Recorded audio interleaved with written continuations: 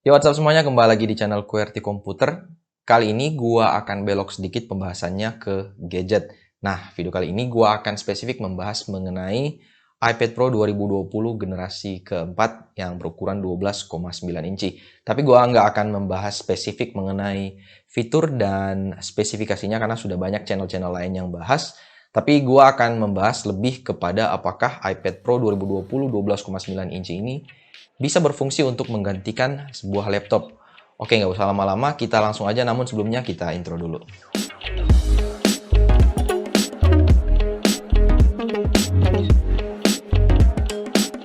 Oke, sebelum gue masuk lebih dalam mengenai pembahasan gue, kayaknya gue perlu untuk menyentil sedikit mesin dari iPad Pro 2020 12,9 inci. Oke, di sini gue coba tampilin spesifikasi dari iPad ini yang gue ambil dari apple.com. Nah, di sini ada 4 kapasitas, maksud gue 4 pilihan kapasitas, yaitu 128 GB, 256 GB, 512 GB, dan 1 TB.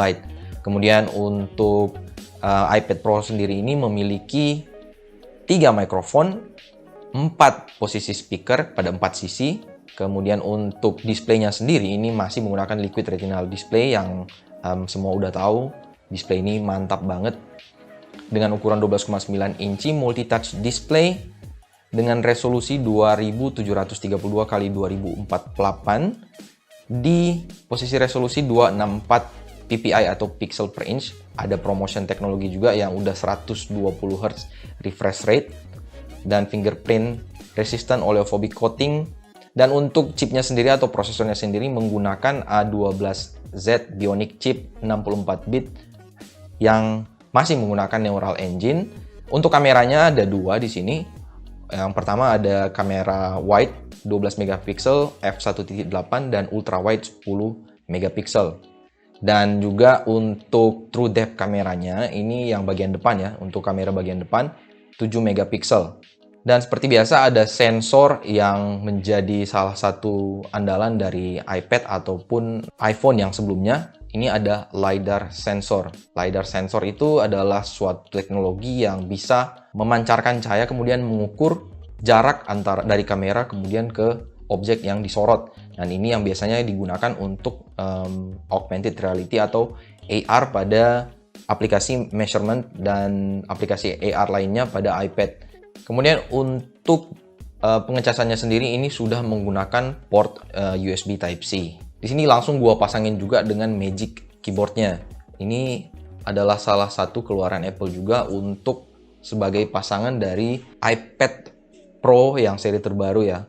Dan ini membuat iPad Pro generasi terakhir ini menjadi lebih mendekati kepada laptop ataupun penggunaan komputer. Oleh karena itu, kalau teman-teman lihat video promonya, di situ Apple sendiri menggambarkan iPad Pro ini sebagai sebuah komputer. Nah, kemudian perlu kita bahas dulu kelebihan dari iPad Pro. Kenapa sampai kepikiran apakah bisa menggantikan fungsi sebuah MacBook atau laptop? Yang paling pertama perlu gue soroti adalah prosesornya. iPad Pro 2020 ini menggunakan prosesor A12Z Bionic chip seperti yang gue bilang tadi. Prosesor ini adalah prosesor mobile ya, bukan prosesor laptop ataupun prosesor MacBook. Hasil benchmark dari prosesor A12Z Bionic chip ditandemkan dengan Snapdragon 865 Plus. Dan untuk beberapa software yang diuji, prosesor A12 Bionic chip ini merupakan salah satu prosesor terbaik di kelasnya atau bisa dibilang mengungguli Snapdragon 865 Plus.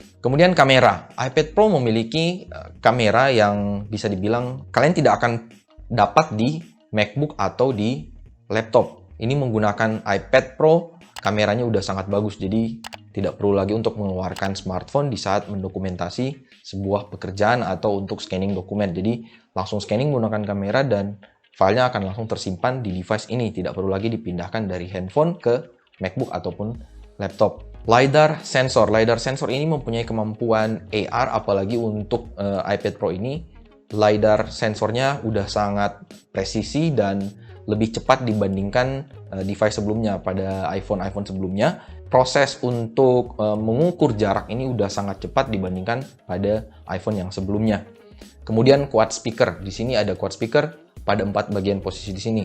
2 di bagian kiri ini dan 2 di bagian kanan, menghasilkan efek suara surround yang sangat baik, sehingga untuk saat digunakan untuk entertainment ataupun kerja ini bisa dibilang sangat mantap. iPad Pro juga sudah support dengan iOS kursor, sehingga penggunaan dari iPad Pro ini, apalagi menggunakan Magic Keyboard yang udah ada trackpad-nya, bisa menampilkan atau memberikan experience layaknya kalian menggunakan sebuah MacBook, walaupun kursornya agak beda ya. Ini bukan panah, tapi memang benar-benar tampilan dari iOS kursor.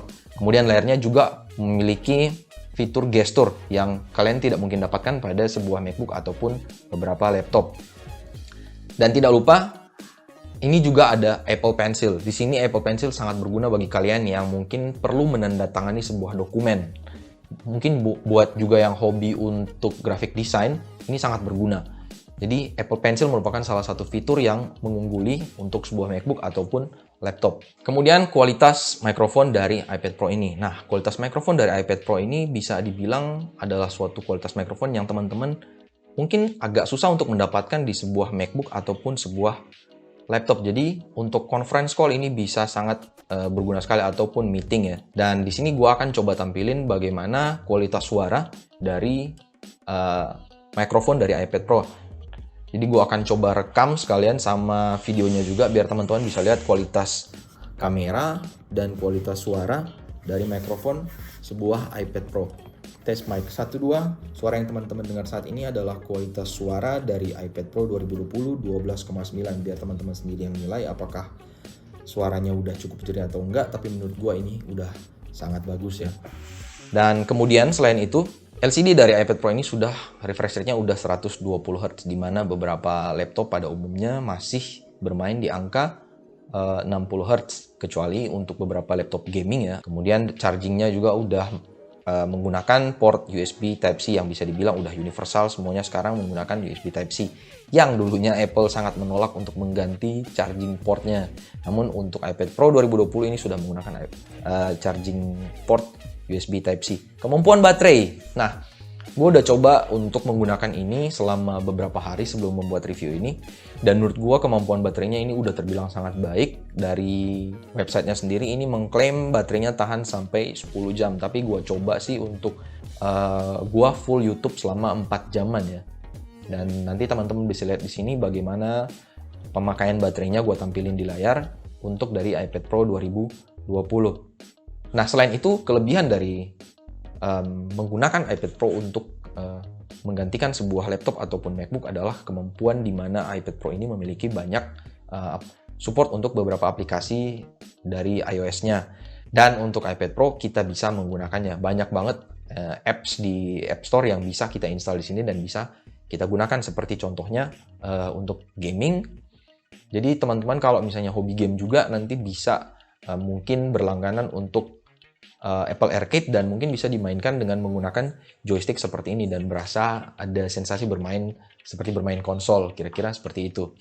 Nah, kemudian bagaimana dengan Magic Keyboard-nya? So far yang gue coba untuk Magic Keyboard-nya sendiri ini terbilang benar-benar berasa layaknya kita sudah menggunakan sebuah laptop atau sebuah Mac. Nah, untuk tombolnya sendiri ini sudah menggunakan scissor switch yang sama seperti yang digunakan pada MacBook, sehingga experience saat mengetik ini benar-benar berasa layaknya kita mengetik menggunakan sebuah laptop atau sebuah MacBook. Nah, untuk Magic Keyboard-nya sendiri maksud gua ini terkoneksi hanya menggunakan smart connector pada bagian belakang dari iPad-nya. Jadi nggak perlu ada kabel lagi colokan atau dikonekkan menggunakan Bluetooth. Jadi cuman connect lewat smart port yang ada di sini ya. Jadi untuk dipasang ini tinggal langsung ditempel aja. Dan dia benar-benar kuat, magnetnya benar-benar kuat, jadi nggak perlu takut jatuh. Sedangkan untuk ditutup hanya ditutup seperti ini, begitupun untuk dibuka. Cuman experience untuk membukanya ini agak berbeda dengan laptop karena beban dari sebuah laptop itu berada pada bagian bawah di bagian sini, sedangkan untuk iPad Pro dan combo dengan Magic Keyboard ini bebannya ada pada bagian atas, sehingga untuk membuka ini mungkin agak perlu ditahan dulu bagian bawah dan diangkat seperti ini.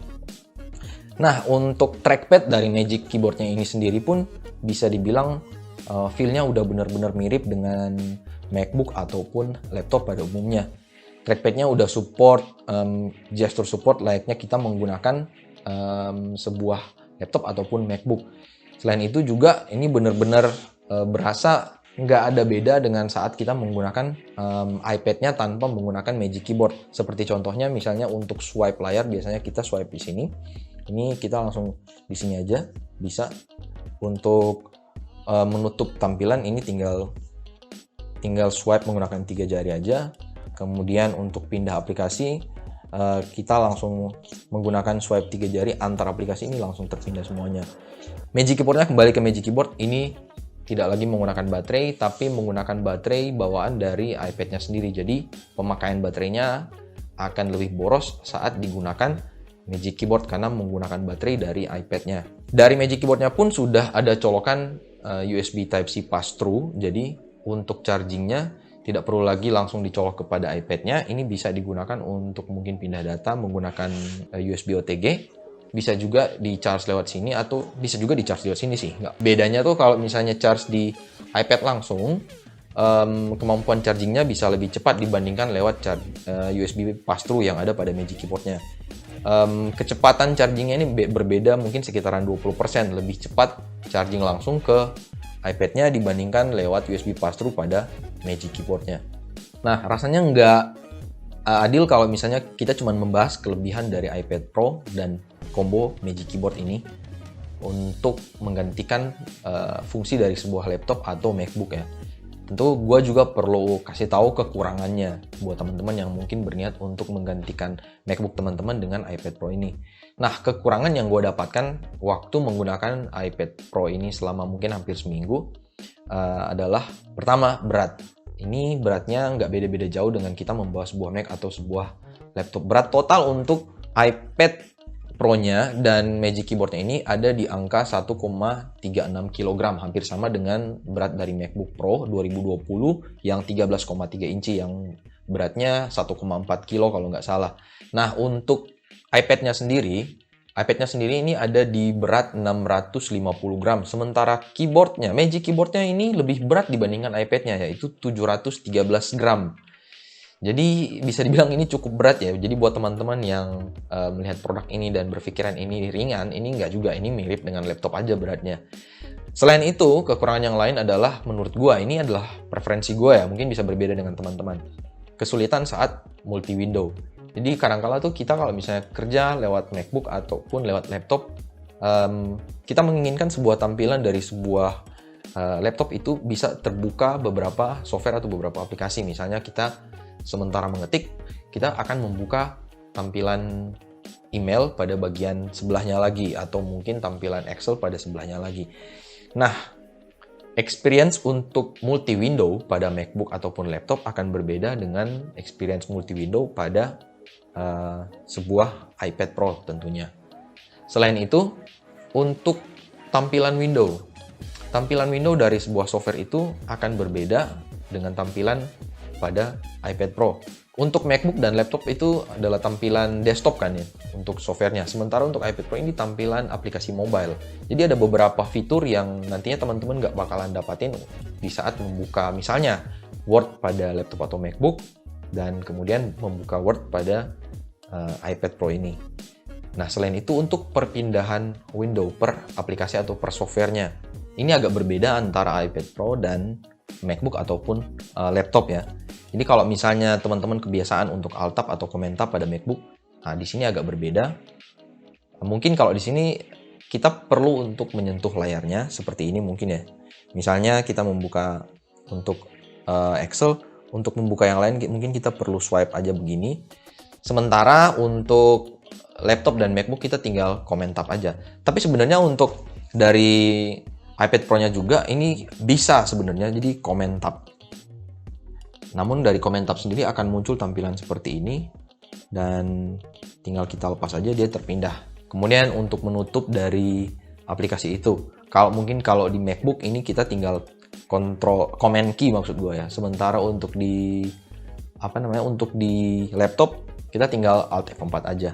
Nah, kalau di sini ini agak berbeda. Kita perlu masuk dulu ke Command Tab, kemudian kita Command key.